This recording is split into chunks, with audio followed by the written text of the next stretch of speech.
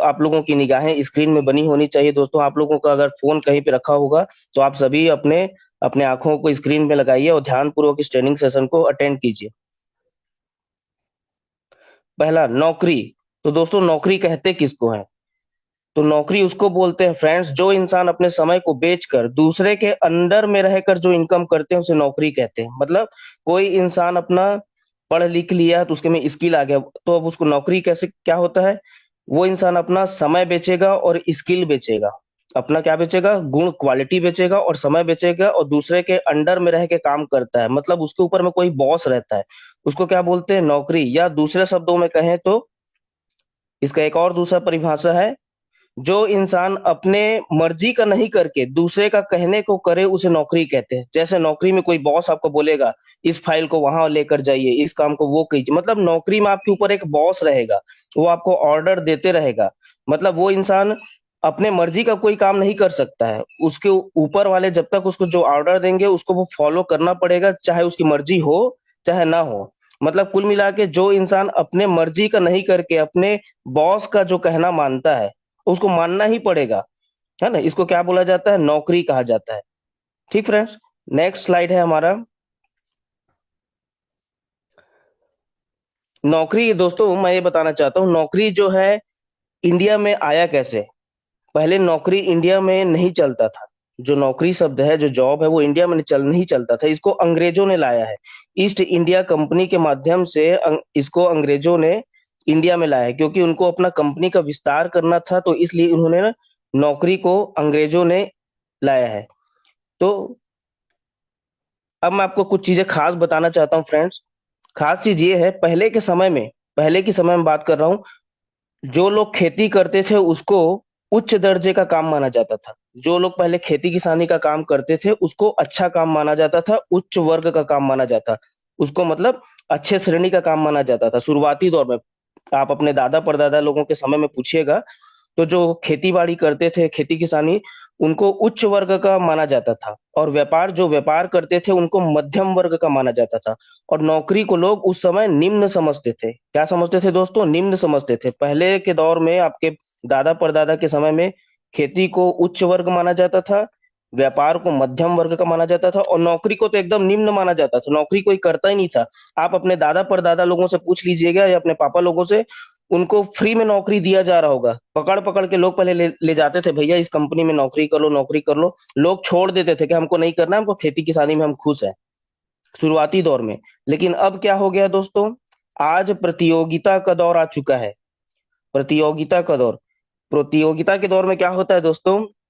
आज नौकरी इतना फेमस हो गया है कि अब नौकरी को लोग उच्च दर्जे का काम मानते हैं। नौकर बनने के काम को उच्च दर्जे का काम माना जाता है। व्यापार आज भी मध्यम वर्ग में है और खेती को लोग अब निम्न समझते हैं। इस दोनों पॉइंट को मैं फिर क्लियर करना चाहता हूँ।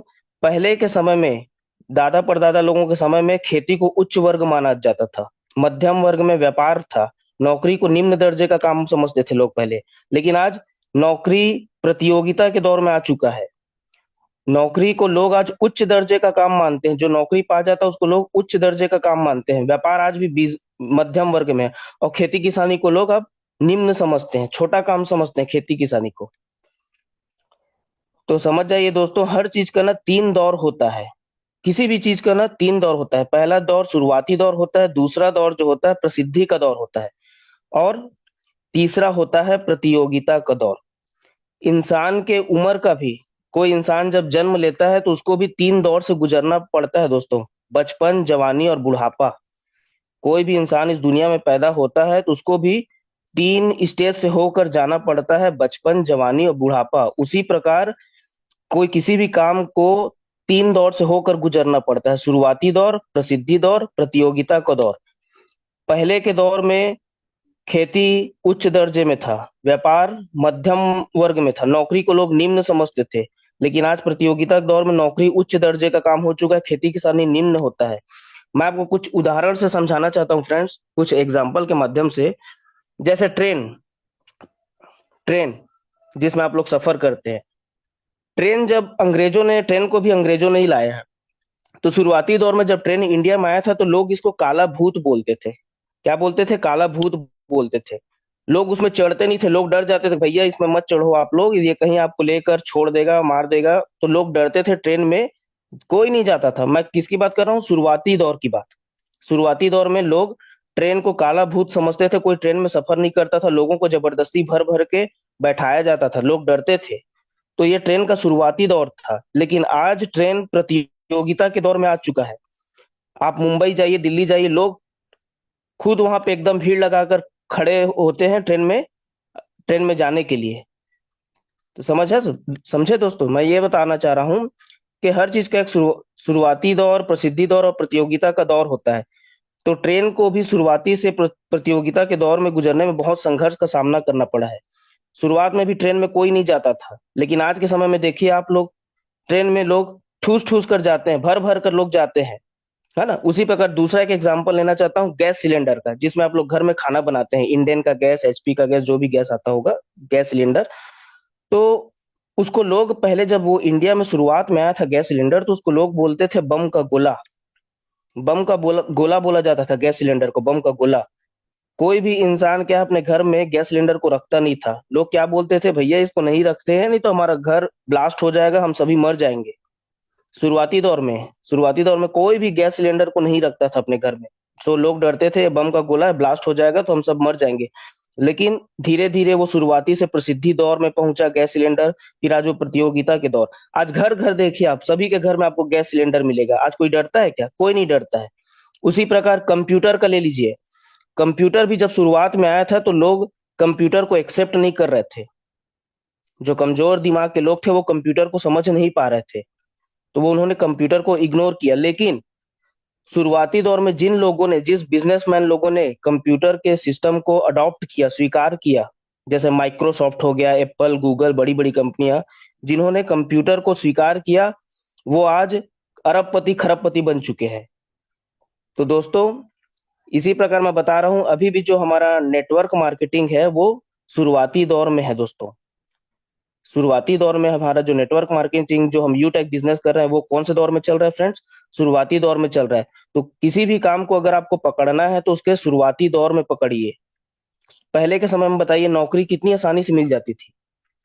कोई 8वीं 9वीं पढ़े तो आसानी से मिल जाती थी। लेकिन आज नौकरी प्रतियोगिता के दौर में पहुंच चुका है। किसी को भी नौकरी नहीं मिल पा रही है, किसी को भी नौकरी नहीं मिल पा रही, क्योंकि नौकरी कहाँ पहुंच चुका है? प्रतियोगिता के दौर में। तो उसी प्रकार दोस्तों, यू टेक बिजनेस भी, जो नेटवर्क मार्केटिंग जो बिजनेस है हमारा, वो शुरुआती दौर में है। किसी भी बिजनेस में आपको अगर फास्ट जल्दी सक्सेस होना है तो शुरुआती दौर में उसको, चीज को स्वीकार करना चाहिए। जिन्होंने कंप्यूटर को शुरुआती दौर में पकड़ा, कंप्यूटर के जो प्लेटफॉर्म को शुरुआती दौर में पकड़ा, वो माइक्रोसॉफ्ट कंपनी आज देखो अरबपति खरबपति हो चुके हैं। और जिन्होंने इस कंप्यूटर को ठोकर मारा शुरुआती दौर में, वो आज कहीं के नहीं रह गए, बर्बाद हो गए। तो इस प्रकार दोस्तों, हर चीज को 3 दौर से गुजरना पड़ता है: शुरुआती का दौर, प्रसिद्धि का दौर, प्रतियोगिता का दौर। उसी प्रकार इंसान को भी 3 दौर से गुजरना पड़ता है: बचपन, जवानी, बुढ़ापा। तो हमारा जो इंडस्ट्री है दोस्तों, वो भी इंडिया में, भारत में शुरुआती दौर में है। तो इसको आप अच्छे से स्वीकार कीजिए।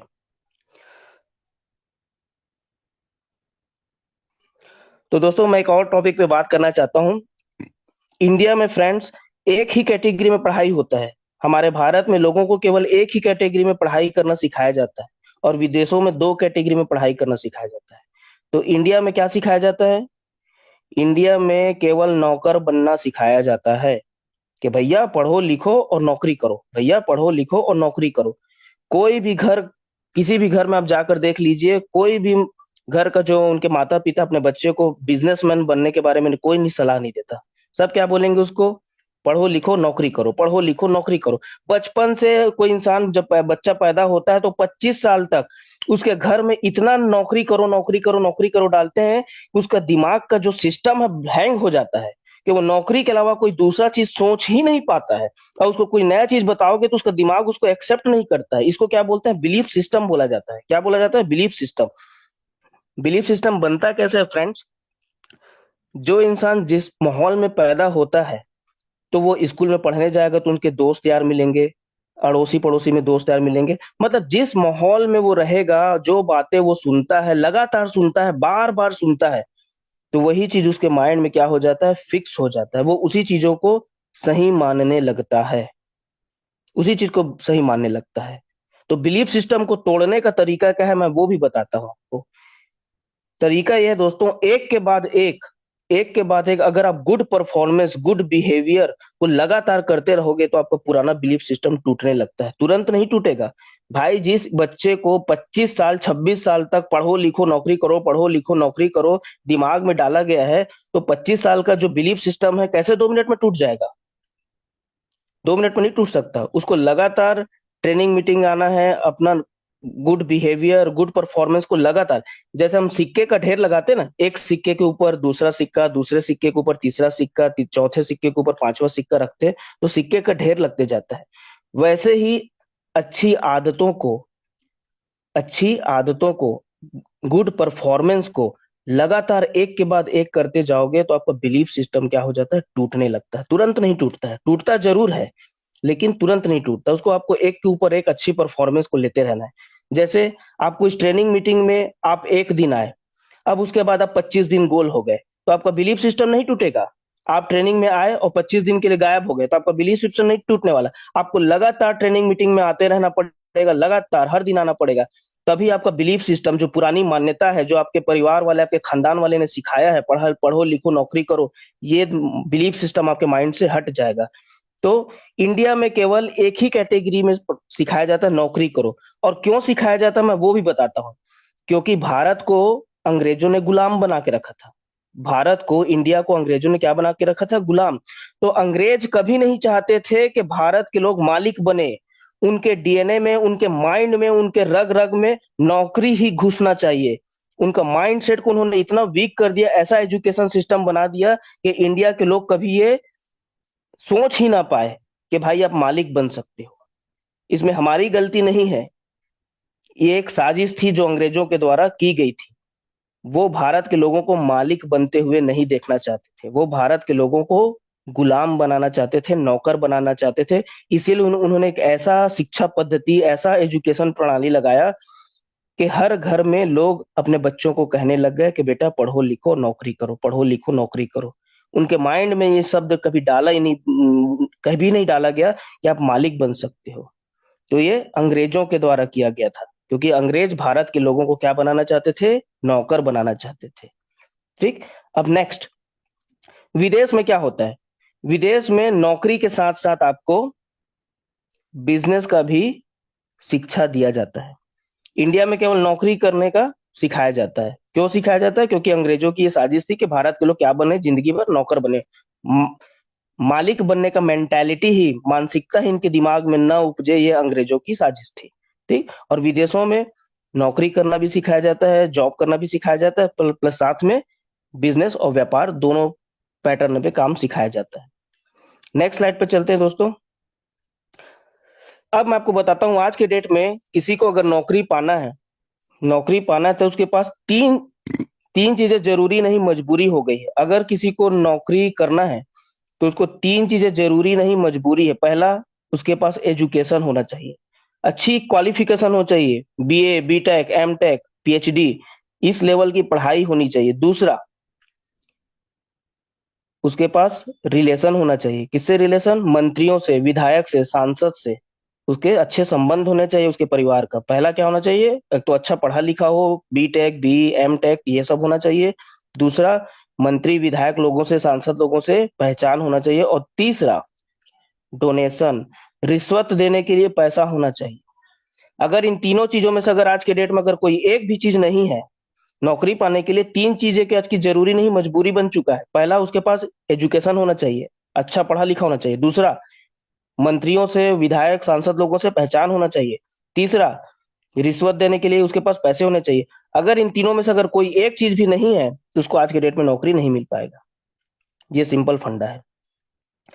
तो नेक्स्ट स्लाइड पर चलते हैं फ्रेंड्स। स्वरोजगार, व्हाट इज स्वरोजगार? What is self employment? Self employment किसे बोलते हैं? जो व्यक्ति खुद का पूंजी लगाकर उसमें समय देकर जो इनकम करते हैं उसे स्वरोजगार कहते हैं। जैसे डॉक्टर, दूसरा वकील, तीसरा दुकानदार। स्वरोजगार मतलब कोई आदमी अपना पैसा खर्च किया, पूंजी लगाया और उसमें देकर, उसमें समय देकर जो इनकम करते हैं उसको स्वरोजगार कहते हैं। जैसे डॉक्टर ने अपना पैसा लगाया और एक क्लिनिक खोला, प्राइवेट क्लिनिक खोला, और उसमें अपना वो बैठ के कमाई कर रहा है, तो ये क्या हो गया? स्वरोजगार। दूसरा वकील, वकील भी अपने ऑफिस में बैठता है, तो ये भी क्या हो गया? स्वरोजगार। कोई आदमी किराना का दुकान, जनरल स्टोर खोल के बैठा है, तो ये क्या हो गया? स्वरोजगार। कोई इंसान स्कूल खोल के बैठा है, विद्यालय खोल के बैठा है, तो वो क्या हो गया? स्वरोजगार। मतलब सेल्फ एम्प्लॉयमेंट, वो अपने आप को स्वयं रोजगार दिया। उसने, उसके पास पैसे थे तो उसने अपना क्लिनिक खोल लिया, उसने अपना दुकान डाल दिया, उसने अपना स्कूल खोल दिया, तो ये सब क्या होता है? स्वरोजगार होता है। तो ये दूसरे कैटेगरी का पैसे कमाने का तरीका हो गया। पहला था नौकरी, दूसरा हो गया स्वरोजगार। नेक्स्ट स्लाइड पर चलते हैं फ्रेंड्स। हाँ, तो स्वरोजगार में एक और पॉइंट बताना था, ये लोग अपने काम में दोस्तों जब तक समय देंगे तब तक पैसा कमाएंगे। मतलब डॉक्टर जब तक अपने क्लिनिक में जाएगा, पेशेंट मरीज लोगों का इलाज करेगा, तब तक पैसा कमाएगा। वकील जब तक अपने ऑफिस में जाके केस लड़ेगा तब तक पैसा कमाएगा। दुकानदार जब तक अपने दुकान में जाकर बैठेगा तभी वो पैसा कमा पाएगा, है ना? तो ये लोग कुल मिला के जब तक अपने काम में, जब तक समय देते रहेंगे, टाइम देते रहेंगे, तब तक वो क्या कमाएंगे? पैसा कमाएंगे। तो नेक्स्ट स्लाइड है फ्रेंड्स, पैसे से पैसा। ये बड़ा इंटरेस्टिंग चीज है कि लोग पैसे से भी पैसा कमाते हैं। पैसे से पैसा कैसे कमाया जाता है? जिन लोगों के पास लाखों करोड़ों का बैंक बैलेंस होता है, वो लोग अपने पैसे को ब्याज में देते हैं। किसमें देते हैं दोस्त? ब्याज में देकर, मूलधन प्लस ब्याज वसूल कर पैसा कमाते हैं। या फिर बहुत बड़े फ्लैट या बिल्डिंग को बनाकर किराए में देकर पैसा कमाते हैं। मान लीजिए आप लोगों के पास, किसी के पास करोड़ों रुपए है, तो वो क्या किया? उस पैसे से वो बिल्डिंग बना दिया, फ्लैट बना दिया, मकान बना दिया, और उसको क्या दे दिया? वो भाड़े पे, किराए पे दे दिया। तो वहां से वो पैसे पे पैसा बना रहा है। या दूसरा, उसके पास अगर बहुत पैसा है, मान लो 1 करोड़ है, तो वो उसका फिक्स डिपॉजिट कर देगा। एफडी बोलते हैं जिसको, फिक्स डिपॉजिट, सावधि जमा बोलते हैं, सावधि जमा खाता।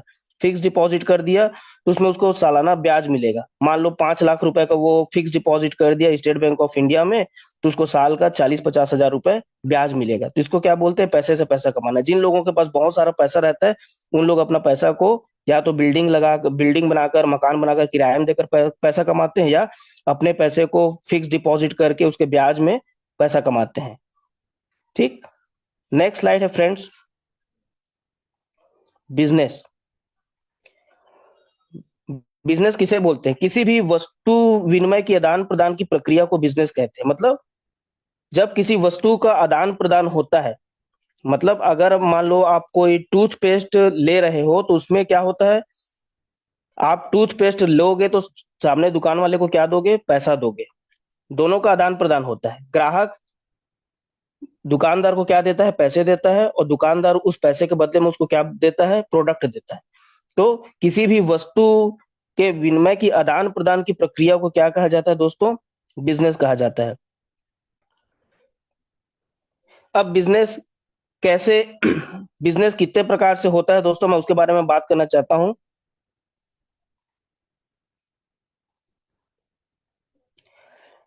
बिजनेस करने के लिए दोस्तों, पहला है फैक्ट्री लगाकर आप बिजनेस कर सकते हैं।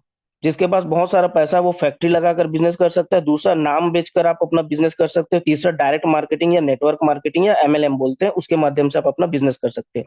तो फैक्ट्री मतलब दोस्तों क्या है?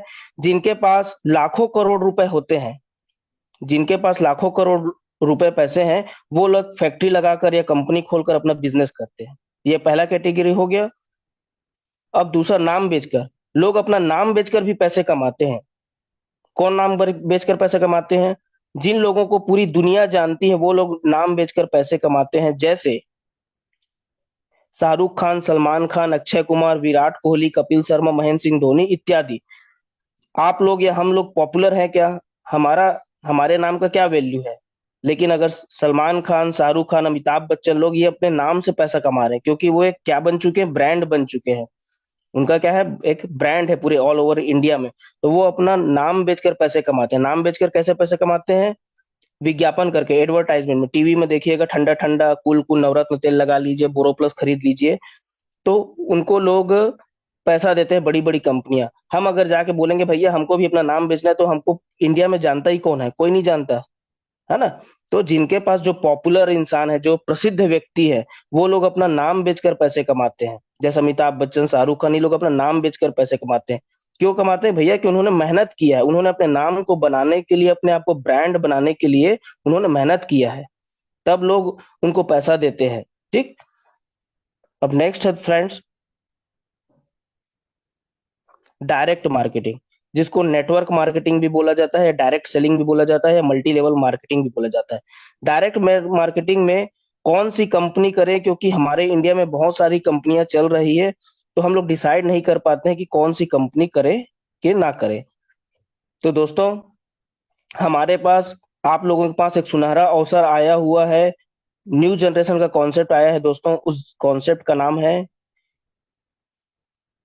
जिस कॉन्सेप्ट का नाम है friends, यूटेक infotech private limited. यूटेक business की यूनिक यूनिक सेलिंग पॉइंट के बारे में मैं आप लोगों को थोड़ा बताना चाहता हूँ फ्रेंड्स, कि यूटेक का यूनिक सेलिंग पॉइंट के बारे में आप लोगों से बात करना चाहता हूँ। इस बिजनेस को करने के लिए ना तो डिग्री चाहिए दोस्तों, कोई डिग्री डिप्लोमा करने की जरूरत नहीं है। दूसरा है, ना तो डिप्लोमा भी नहीं चाहिए। तीसरा है, इस बिजनेस को करने के लिए ना तो लाखों रुपए इन्वेस्टमेंट करने की भी जरूरत नहीं, मात्र 590 रुपए जिंदगी में एक बार लगाकर आप इस बिजनेस की शुरुआत कर सकते हैं। चौथा पॉइंट है फ्रेंड्स, इस बिजनेस को करने के लिए घर घर जाने की जरूरत भी नहीं है आपको। पांचवा पॉइंट है फ्रेंड्स, ना तो सामान खरीदना है और ना ही घर घर बेचने जाना है आपको। और फ्रेंड्स, इस बिजनेस को करने के लिए अपना पुराना वर्क छोड़ने की भी जरूरत नहीं है। आप इस बिजनेस को अपने पार्ट टाइम में कर सकते हो, 1 घंटा 2 घंटा करके अपने साथ में, अपने जो भी जॉब कर रहे हो, नौकरी कर रहे हो उसके साथ में, या बिजनेस कर रहे हो, कोई दुकान भी चला रहे हो, तो साथ में पार्ट टाइम में इस बिजनेस को बिल्ड कर सकते हो।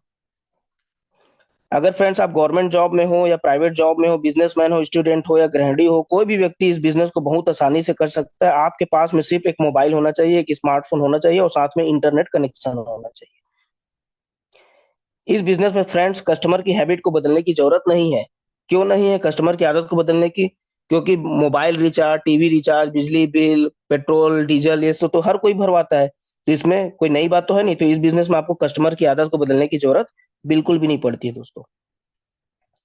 यहाँ लेफ्ट राइट वाला कोई झंझट नहीं है दोस्तों, कोई जोड़ा जोड़ी बनाने वाला झंझट नहीं है। इंस्टेंट पे आउट आता है आपका, काम का पैसा आपको तुरंत मिलता है, पलक झपकते हैं इंस्टेंट इनकम मिलता है फ्रेंड्स। और इंडिया की पहली इकलौती कंपनी है फ्रेंड्स, जो आपको 15 आईडी एक्टिव करने पर फैमिली सपोर्ट या फैमिली सिक्योरिटी दे रही फ्रेंड्स।